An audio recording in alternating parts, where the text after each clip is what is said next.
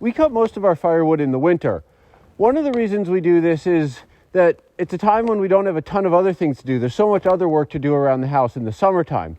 The other reason, there's a lot of our land that is inaccessible during the summertime for any sort of thing other than slowly walking through it because it's a substantial swamp.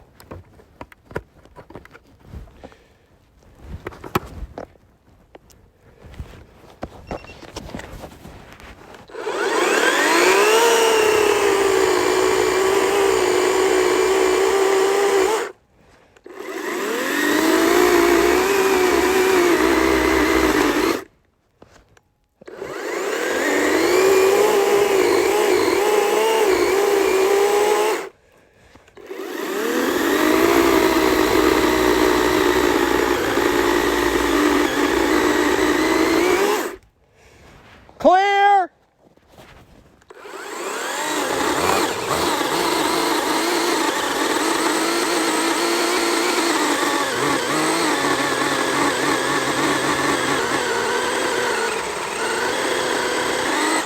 Falling!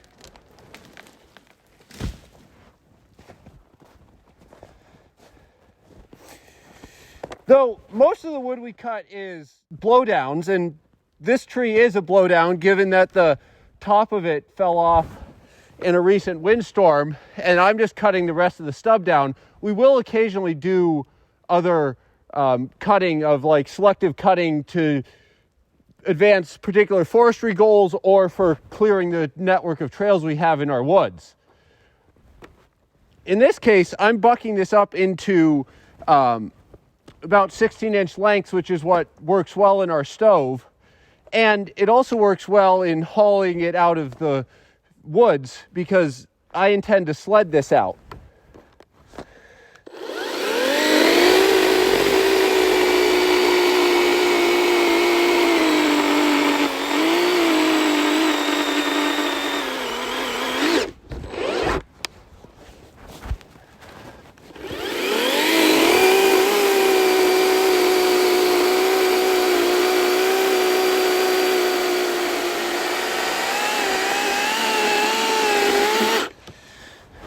I'm cutting this stub down because I want to use it before the wood rots and becomes not good for firewood. Though we don't cut down all the stubs in our woods. If we think they're going to be marginal firewood, like there's one back there, we will save them and just kind of leave them standing because standing deadwood provides important ecological functions to the woods.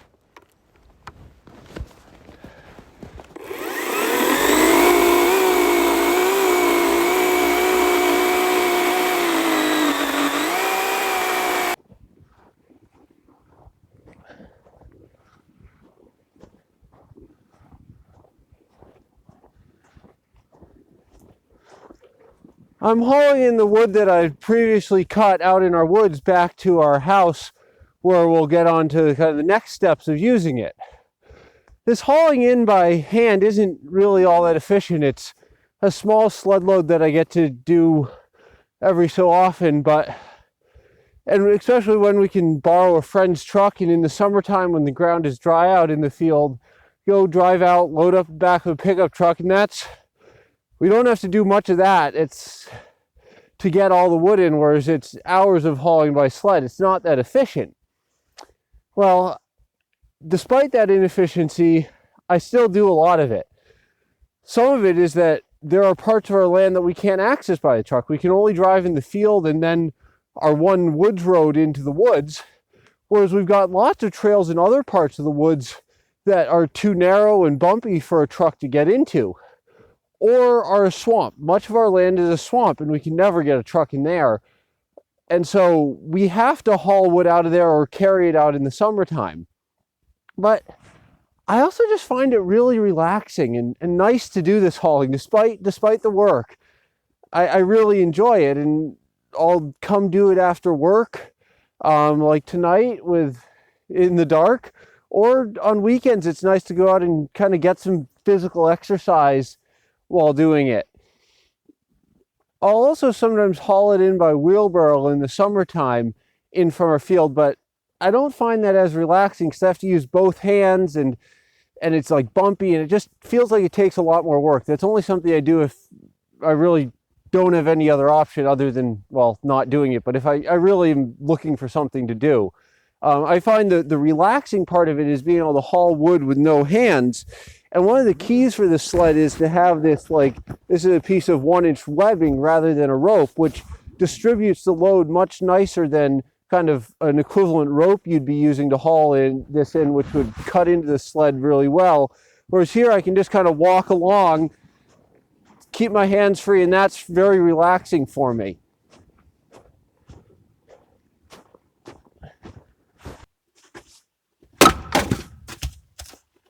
The next step in processing firewood is splitting it. I like to split it down into a mix of sizes, some fairly large and some medium. I think I split it a little bit smaller in general than most people do, and that's in large part because we have a smaller firebox in our stove. But it's also, I just find dealing with smaller pieces easier. The reason we split wood is multifold. First of all, these big pieces just won't fit in the stove, the unsplit pieces. Secondly, it's just hard to carry around these big pieces even if they do fit in the stove. I like smaller ones because it's easier to get them into the stove where I want them. Also, splitting them opens up and allows them to dry not just from the ends, but from the sides, which is why I like to split really as soon as possible to give them the most amount of drying time. And I think least important, though I still find it important enough to cut even the smallest pieces, split them, is that the bark is somewhat fireproof, whereas the inside burns a lot easier. So it's a lot easier to get the pieces started when you've got the exposed faces there. For our firewood, we try to have a mix of both hardwood and softwood. I like about 50-50. This is different than most people who only burn hardwood. First off, the reason we have so much softwood is that, well, that's in large part what was on our land. For many years we burned almost exclusively softwood, though as our forests have evolved, they've gotten more hardwood in them, and so we burn more of that now. I think the reason a lot of people use hardwood is, first off, that's the only firewood that's sold. You just can't buy softwood firewood. It's denser, so it has more heat content per unit volume, which is important for if you have limited storage space and just less volume to move around. However, all wood will have about the same energy content per unit weight, which is, in my opinion, what makes wood hard to move around is how heavy it is. Though, if you have limited space, that's important. One of the reasons that people may not sell softwood firewood, in addition to just people expecting hardwood firewood, is that softwood logs are generally used for saw logs, whereas hardwood can be used for saw logs, but there's a lot more hardwood out there that can't be used as a saw log than softwood. I prefer softwood for many reasons. At least I like some hardwood because if you need a long fire to go for a long time, it's good. But softwood has many advantages in that it is a lot easier to light than hardwood. For starting a fire, I like to use exclusively softwood in the wood box. And also if I want a real quick response, because we have a wood cook stove that we use to heat our house and we cook on it a lot, I often want a quick response if the fire's died down, and softwood will give you a quicker response than hardwood.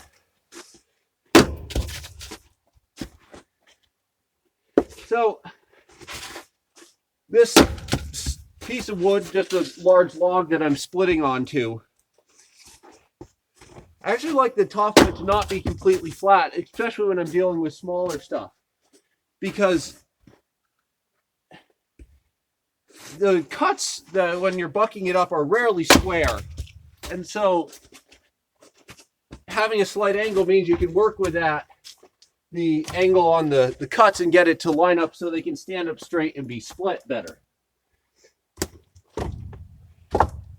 This little shed is relatively new for us, about 3 years old, and though we built it for other reasons, I really like it because we can, like, I can do this work in the winter, whereas before when we were just kind of having like pieces of roofing over our stacks of wood out here, it was a lot harder to work with in the winter, and here I can kind of do the splitting and get it all stacked up in the winter when I like to work with firewood.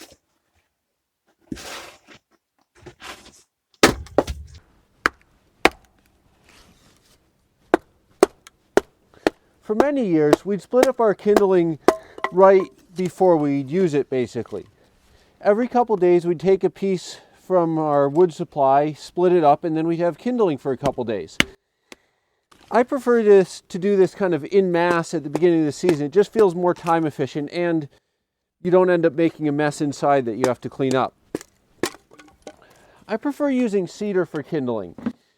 Any softwood will do kind of for fire starting wise, but I find cedar to be the easiest to split and kind of maintain kind of this long grain, this nice long grain that is easy to maintain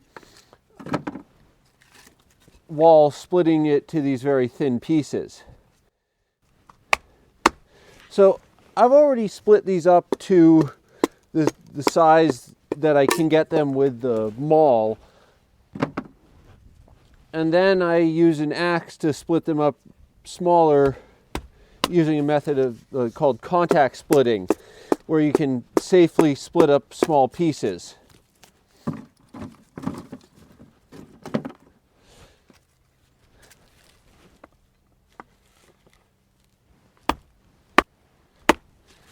In addition to these kindling pieces we split up, we'll use any small pieces of wood we generate or get as kindling throughout the year.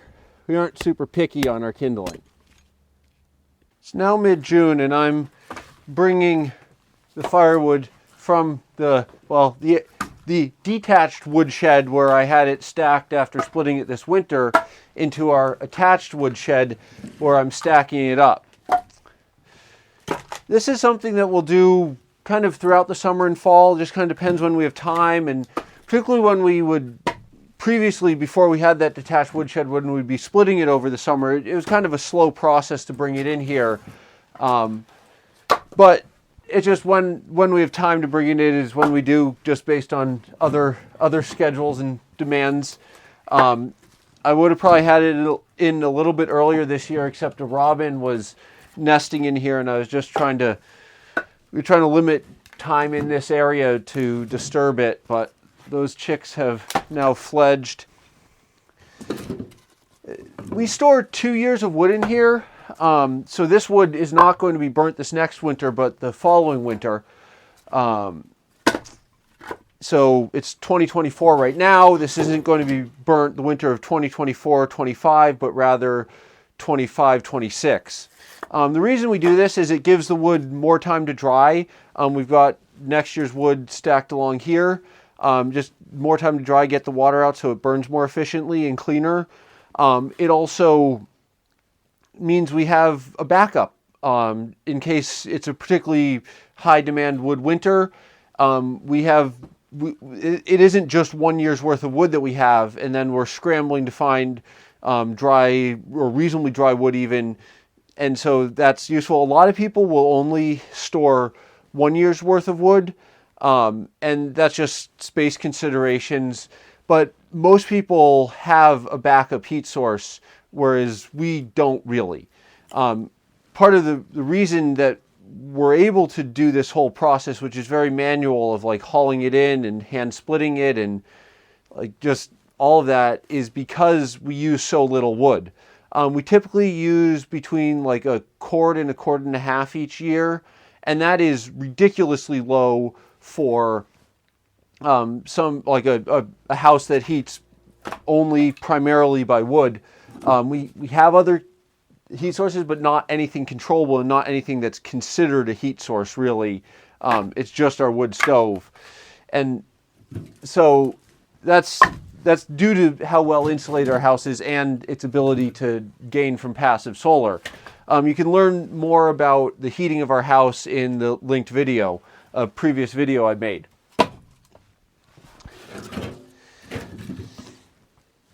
Kind of related to that passive solar, this year was a pretty mild, warm winter, but come Midwinter's Day, February 2nd, Groundhog Day, we had used quite a lot of wood, more than half. And the general rule of thumb is that you want to have half your wood remaining by that time in the winter. And in general, you wouldn't use, like, you would have just so you have some spare at the end of the winter. It's not like that's where you use half your wood, but just you want to have half your wood so you have some spare. But that wasn't the case despite the mild weather. And that's because up until that day, we had a really cloudy winter with very little ability for our house to get passive solar in. So even though it wasn't that cold outside, we had to burn a lot of wood to make up for that we weren't getting the sun heating our house. Fortunately, the sun came back for the second half of the winter and we burned very little wood. The first photo you're seeing is what it was on February 2nd, and the second photo is what it was at the end of the year. Though very extreme this year, it's not atypical for us to kind of not follow that normal pattern because around here our springs are much sunnier than our falls. So though, yeah, we start our fires later in the fall than most people, it's not as much as many people who have to start a fire very early in the fall. And while, yeah, we can be still starting fires until early May, depending on the year. This year it was kind of mid-April was our last fire. Most of the time, even if we're having to occasionally start a fire in the spring, we don't have to start them as often or run them for as long. Whereas because just how our house is affected by that sun, and the spring has a lot more sun there, so we get the benefit of that and don't have to burn as much wood. The typical setup for houses that heat with wood is to carry wood in small loads into a wood box near the stove. However, when my parents built this house, they added this small door to allow us to pass wood in. It's easier to do it with two people, but it can be done with one, especially if you don't let the level of the wood get down too far in what we use as our wood box. Though each occurrence takes longer and more effort than carrying it in a small load, overall it improves efficiency. And it only needs to be done at maximum a couple times a week, though in warmer weather it can be once a week, in large part because this box can store a lot more wood for its relatively small floor space, which is important in our small house. The downside is that this is not directly adjacent to our stove like a wood box typically would be. So to get the wood from here over to the stove, each time we bring it over, we do kind of drop a few bits, so our floor maybe gets a little bit dirtier than if you were had a wood box right next to the stove when we feed the fire, but we aren't tracking this in to get it to the wood box. So it's not like this is universally better. Plus we've got this opening which doesn't seal the best, though we try our best with that. When starting a fire, I like to have a large piece of softwood on one side. Then fill the other with crumpled newspaper.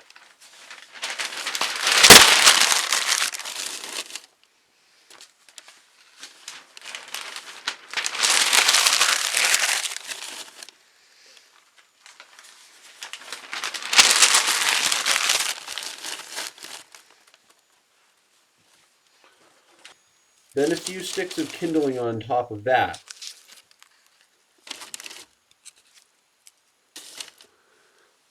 followed by some medium-sized softwood. I try to arrange it such that once it is burning, it partially collapses. The wood needs to be dense enough to allow the heat from one piece to reach another to keep the fire going. However, a total collapse with the sticks parallel to each other will make wood too close together for good airflow. I like to get all the warmth I can out of firewood.